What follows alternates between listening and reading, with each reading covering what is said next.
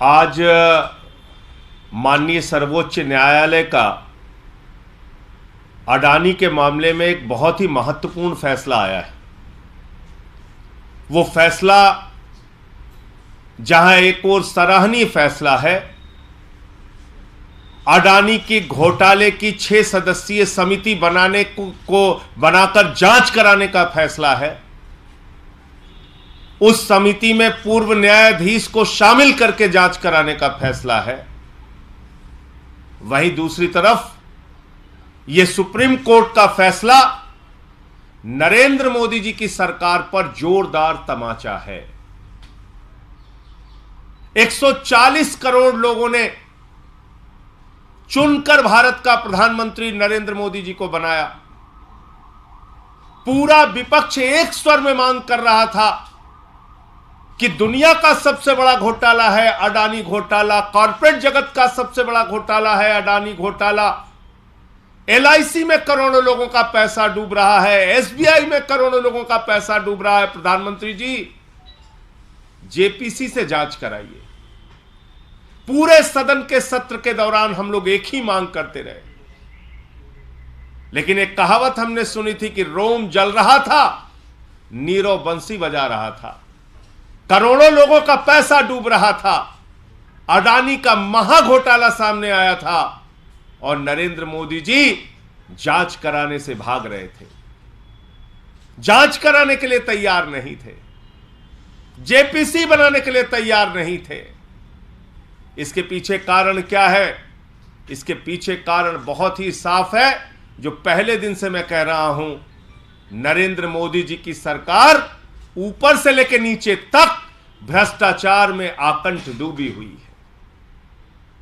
नरेंद्र मोदी जी की सरकार अडानी के साथ मिलकर देश की संपत्तियों को नीलाम कर रही है, औने पौने दामों में बेच रही है।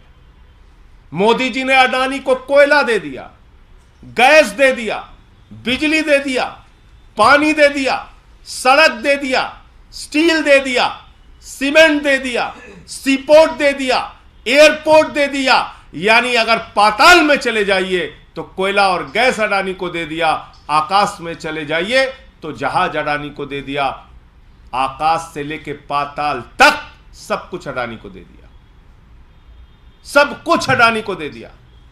और इतना ही नहीं रुके, 2.5 लाख करोड़ रुपए का कर्जा दे दिया। जब घाटा होने लगा व्यवसाय में तो 84,000 करोड़ का कर्जा माफ कर दिया। और उस अडानी ने क्या किया?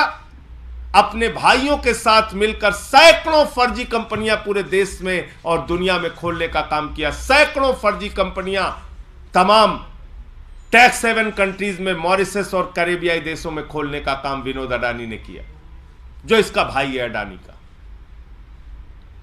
और अकेले मॉरिशस का मैं बता रहा हूं, अकेले मॉरिशस एक पते पर 6 फर्जी कंपनियां खोली गई।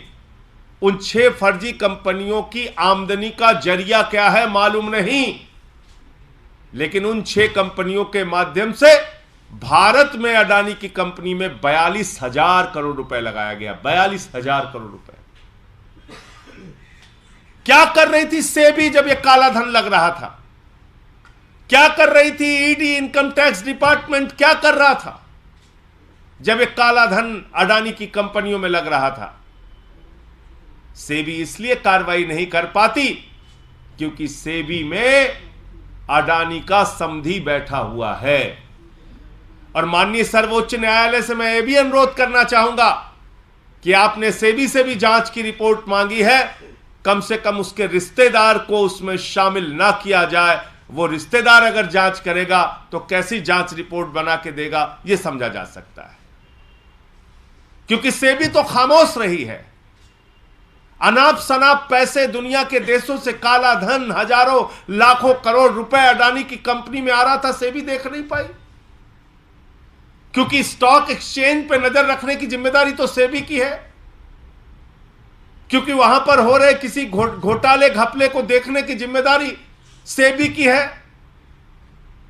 अगर शेयर ओवर वैल्यू हो रहा था मुनाफा ना होने के बावजूद शेयर के दाम अचानक बढ़ रहे थे, तो सेबी ने क्यों उस समय जांच नहीं की? एलआईसी का करोड़ों रुपए डूब गया, हजारों करोड़ रुपए डूब गया। एसबीआई ने हजारों करोड़ का कर्जा दे रखा है। आज जिन लोगों का पैसा एलआईसी में बुढ़ापे के पेंशन के लिए, बीमारी के लिए, बेटी की शादी के लिए लगा है, वो सारे लोग चिंतित हैं। जिन लोगों ने एसबीआई में पैसा जमा कर रखा है, वो सारे लोग चिंतित हैं। और बैंक मोदी जी डुबाना चाहते हैं, इसका एक ही प्रमाण है कि इन्होंने कहा है भले ही आपका करोड़ों रुपए बैंकों में जमा हो, लेकिन नया कानून मोदी जी ने बना दिया, वापसी सिर्फ 5 लाख रुपए मिलेगा। भले ही बेटी की शादी के लिए आपने 20 लाख जमा किया हो, बेटी की शादी की तारीख आ गई, बैंक डूब गया, तो मोदी जी सिर्फ आपको 5 लाख रुपए देंगे और कहेंगे अपना रास्ता नापो। यह कानून बन गया, नया कानून बन गया। कोई भी बैंक डूब जाए, क्योंकि मोदी जी जानते हैं कि अपने दोस्त को उन्होंने अनाप शनाप फायदा पहुंचाया है, देश के बैंक डूबेंगे, देश के बैंक डूबेंगे। नया कानून कहता है 5 लाख से ज्यादा नहीं मिलेगा।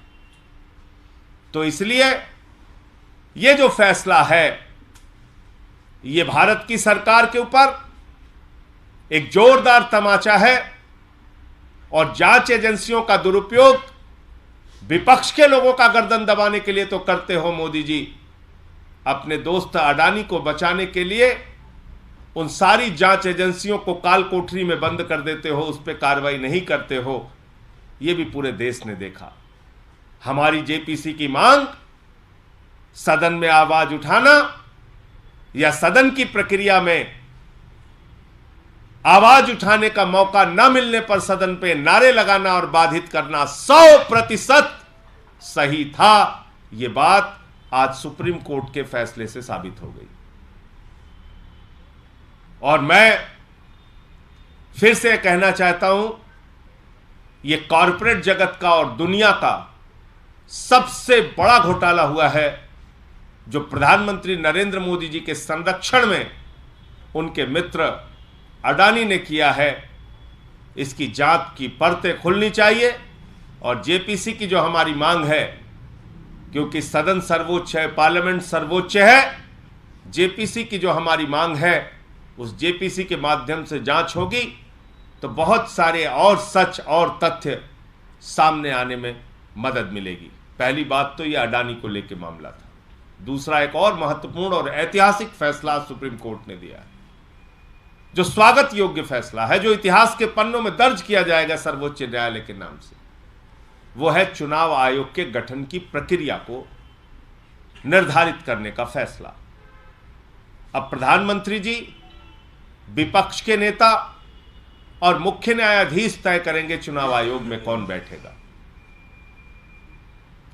आप बताइए, चुनाव आयोग तब तक इंतजार करता है जब तक प्रधानमंत्री जी की रैलियां ना हो जाएं, योजनाओं की घोषणाएं ना हो जाएं। चुनाव आयोग तब तक इंतजार करता है जब तक गृह मंत्री जी की रैलियां और सभाएं ना हो जाएं। और यह सब कुछ देखकर चुनाव की तारीखों का ऐलान करते हैं। यानी कहीं ना कहीं चुनाव आयोग की निष्पक्षता पर लंबे समय से आवाज उठ रही थी। और आज ये जो फैसला आया है कि लार्जेस्ट अपोजिशन पार्टी का एक मेंबर होगा, प्रधानमंत्री जी स्वयं होंगे और मुख्य न्यायाधीश जी होंगे, वो लोग मिलकर चुनाव आयोग का गठन करेंगे।